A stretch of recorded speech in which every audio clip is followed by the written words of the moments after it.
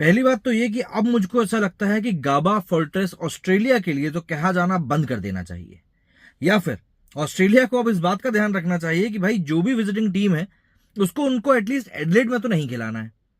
पहले इंडिया ने एडिलेड में धोखा खाकर या यूं कहें चलिए हार कर, उसके बाद इन लोगों ने गाबा में इन लोगों को हराया, और अब वेस्ट इंडीज ने। लेकिन वेस्ट इंडीज ने जो ये कारनामा आज करके दिखाया है ना, ये कारनामा कई मायनों में बहुत ज्यादा शानदार है। और एक लिहाज से अगर हम बात करें तो इंडिया ने जो अचीव किया था, कहीं ना कहीं उससे भी बड़ा ही इसको अगर हम रेट करें तो कहीं से कहीं तक भी कोई गलत काम नहीं होगा। इसका बड़ा कारण एक ये है कि वेस्ट इंडीज की टीम के लिए इस मैच में 4 खिलाड़ियों ने ऑलमोस्ट ऐसा था कि भाई मतलब नए ही खिलाड़ी थे। इसके बाद शेमार, जिसकी बहुत ज्यादा बातें अब की तारीख में हो रही हैं, मैच आज खत्म हुआ है, कल ये ऐसा इंजर्ड हुआ था, पैट कमिंस ने आई थिंक बॉल मारी थी जो कि इसके सीधे टो को जाके क्रश करी थी, और उस सिचुएशन से मैच जिताना तो देखिए बहुत दूर की बात है, कोई ये भी इमेजिन नहीं कर सकता था कि ये बंदा आकर बॉलिंग करेगा। लेकिन उसके बावजूद भी इस बंदे ने आकर ना सिर्फ बॉलिंग करी, और क्या मैच जिताओ बॉलिंग करी है, इसको आज किसी भी शब्द में बयां कर पाना बहुत मुश्किल है। और वेस्ट इंडीज की इस जीत को आने वाले बहुत लंबे समय तक याद रखा जाएगा। प्लस जितने भी कुछ वेस्ट इंडीज के अंदर क्रिकेट फैंस बचे हुए हैं वो सब कहीं ना कहीं इस जीत को बहुत ज्यादा हाई रेट करेंगे, इस लिहाज से कि किन परिस्थितियों के अंदर इनके ही खिलाड़ियों ने आकर एक ऐसी मैच विनिंग परफॉर्मेंस दी जो कि किसी को भी बिलीव नहीं था कि यार कोई ये लोग, ये वेस्ट इंडीज की ये टीम ये अचीव कर पाएगी। क्योंकि अगर आप इस वेस्ट इंडीज की टीम को उठाकर देखेंगे ना, तो यहां पर आपको कोई ऐसा बड़ा नाम नहीं दिखाई देगा जिसको कि आप कह सके कि नहीं यार ये प्लेयर इनके पास था। एक प्लेयर का पिछले कुछ समय में आप लोगों ने वेस्ट इंडीज की तरफ से काफी नाम सुना होगा, शे होप। वो भी इस समय बांग्लादेश प्रीमियर लीग में खेल रहा है, और जिस तरीके की परफॉर्मेंस आज रही है उसके बाद में तो लिटरली ये एक बात बहुत ज्यादा अहम और बहुत ज्यादा सोचने वाली है कि क्या वाकई में हम वेस्ट इंडीज को राइट ऑफ कर सकते हैं इतनी आसानी से। क्योंकि वेस्ट इंडीज के ऊपर सवाल इसीलिए भी खड़े हुए थे क्योंकि आप देखें तो वेस्ट इंडीज अभी 50 ओवर के वर्ल्ड कप के लिए भी क्वालिफाई नहीं कर पाया था। तो ऐसे में सबसे बड़ी बात तो यही थी कि क्या वाकई में वेस्ट इंडीज अब एक टेस्ट प्लेइंग टीम बची भी है। तो मुझे ऐसा लगता है कि आज की तारीख में अब हम लोगों को, जो हम पाकिस्तान को एक टैग देते हैं ना अनप्रेडिक्टेबल, मुझे ऐसा लगता है कि पाकिस्तान का वो टैग अब हटाकर हम लोगों को वेस्ट इंडीज को अनप्रेडिक्टेबल कहना चाहिए। क्योंकि वेस्ट इंडीज अब एक ऐसी टीम हो चुकी है कि उनको खुद भी नहीं पता है कि वो लोग क्या कुछ अचीव कर सकते हैं।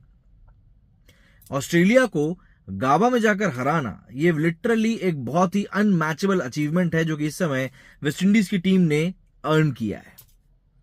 अगर हम लोग बात करें इस मैच की, तो सबसे पहले तो वेस्ट इंडीज ने 311 रन अचीव किए, जो कि अपने आप में एक बड़ा स्कोर था।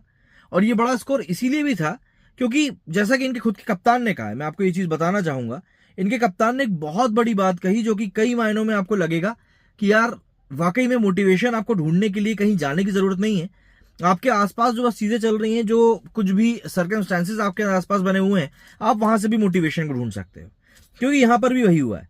इन्होंने मतलब खुद क्रेग ब्रैथवेट ने ही कहा है कि मिस्टर रूनी हमारे लिए इस मैच में हमारी इंस्पिरेशन रहे, क्योंकि उनके 2 शब्द थे जिन्होंने हमारे लिए इंस्पिरेशन का काम किया, और वो थे कि तुम लोग पैथेटिक हो और होपलेस हो।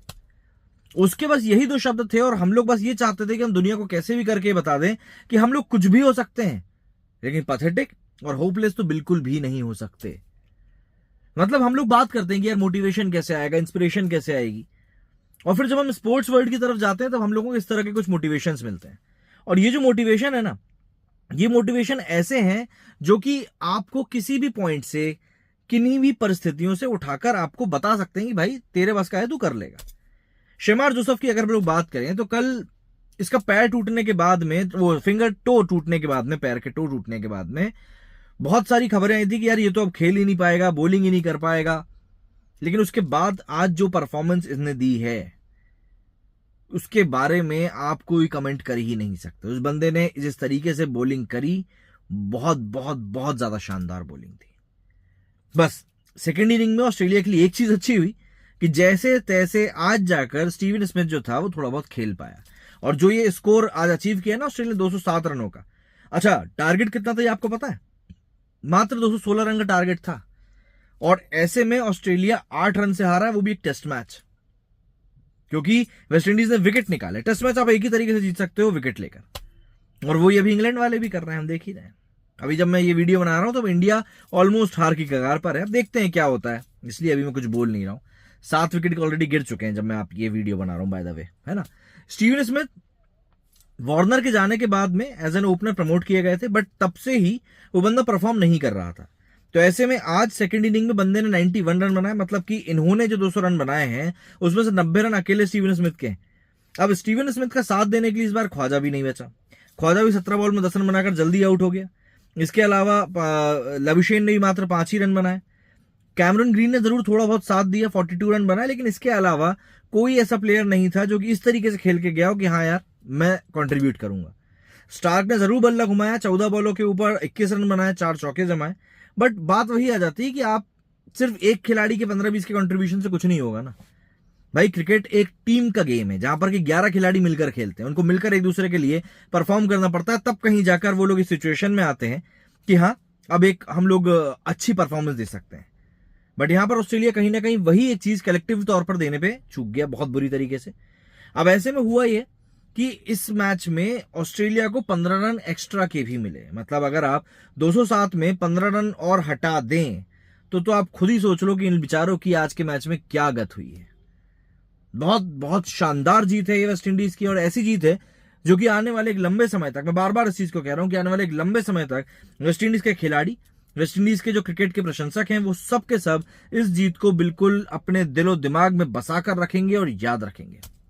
बस बात यह है कि अगर वेस्ट इंडीज इस चीज को मेंटेन कर पाए, इस मोमेंटम को मेंटेन कर पाए तो बहुत अच्छा होगा, वरना समस्याएं काफी सारी हैं।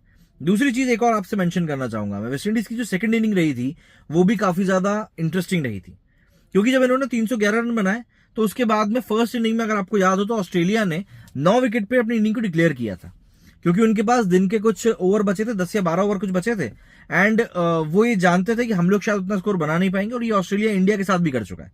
जब माइकल क्लार्क कप्तान हुआ करता था तब उसने भी एक बार इंडिया के साथ किया था कि उनके 9 विकेट हुए थे, उन्होंने डिक्लेयर कर दिया था, कोई स्कोर ऐसा खास नहीं था। पॉइंट ये रहता है कि एक बार मैच खत्म होने के पहले, मतलब दिन का खेल खत्म होने के पहले अगर 1-2 विकेट मिल जाए तो बट ऑब्वियसली बात है अगले दिन के लिए प्रेशर थोड़ा सा क्रिएट हो पाएगा, और उसी चीज के ऊपर यहां पर इनका भी फोकस था। उसमें ये लोग काफी हद तक सफल भी हुए। 289 के ऊपर डिक्लेयर करने के बाद जब वेस्ट इंडीज की सेकंड इनिंग शुरू हुई तब इनको क्रेग ब्रैथवेट और चंद्रपॉल, इन दोनों के विकेट बहुत जल्दी मिल गए थे। तो ओवरनाइट इन दोनों के विकेट लेने के बाद में जब अगले दिन इन लोगों ने गेम शुरू किया तब ऑब्वियसली बात है गेम काफी हद तक इनके पकड़ में था। लेकिन थोड़ी सी जो लीड मिली हुई थी वेस्ट इंडीज को, थोड़ी सी लीड भी कितनी थी वो भी बता देता हूं, मात्र 22 रन की लीड थी। लेकिन उस 22 रन की लीड में वेस्ट इंडीज ने एक कलेक्टिव एफर्ट के कारण 193 रन ऐड किए। इसमें अगर मैं नाम लूं तो कर्क मैकेंजी ने 41 बनाए हैं, अलेक अथांजी ने 35 बनाए हैं, केविन हॉज ने 29 बनाए, जस्टिन ग्रीव्स ने 33 बनाए, केविन सिंक्लायर ने 14 बनाए। तो ऐसे में एक जो अर्ली स्टार्ट हम कहते हैं ना वो मिला जुलाकर ये लोग 190 तक पहुंच गए। ऐसे में टारगेट इन्होंने दिया ऑस्ट्रेलिया को 216 का, बट ये लोग वहां के कहां पर मैच जाकर जीते, ये लोग मैच जीत गए अपनी बॉलिंग से। क्योंकि अगर मैं आपको बॉलिंग की बात बताऊं, बॉलिंग की बानगी बताऊं इन लोगों की, तो भाई ऑस्ट्रेलिया की सेकंड इनिंग्स में जो रैम्पेज मचाया गया है ना, वो मचाया शमार जोसेफ ने। शमार जोसेफ ने 11 ओवर डाले। इकोनॉमी की अगर हम बात करें तो 5.7 की इकोनॉमी से बंदा पिटा है, लेकिन इसने 68 रन देकर कुल मिलाकर 7 विकेट लिए हैं। 7 विकेट, वो भी तब जबकि एक दिन पहले बंदे का अंगूठा टूट गया था, पूरा क्रश हो गया था, कंधों पे लटका कर बाहर लेकर गए थे। डॉक्टर ने कप्तान को सिर्फ इतना बोला था कि ये खेल सकता है, और ब्रैथवेट उसके ऊपर खेल गया कि हाँ ठीक है ये लड़का अगर फिट है तो मैं इसको खिलाऊंगा। और शेमार जोसेफ ने ऐसी परफॉर्मेंस दी है ना कि वो खुद अपनी जिंदगी भर याद रखेगा कि यार ये परफॉर्मेंस मैंने दी थी। तो जब ऐसी परफॉर्मेंस निकलकर सामने आती है तो वाकई में सवाल बस यही आता है कि आखिर जब वेस्ट इंडीज की क्रिकेट टीम में इतने टैलेंटेड प्लेयर्स हैं, इतना टेम्परामेंट वाले प्लेयर्स हैं, तो फिर ये कंटिन्यूअसली ये परफॉर्मेंस क्यों नहीं दे पाते। क्या कहना है आप लोगों का इस जीत के बारे में वेस्ट इंडीज की, कमेंट करके जरूर बताइएगा। मेरे सुनी फिलहाल नहीं, जय हिंद जय भारत।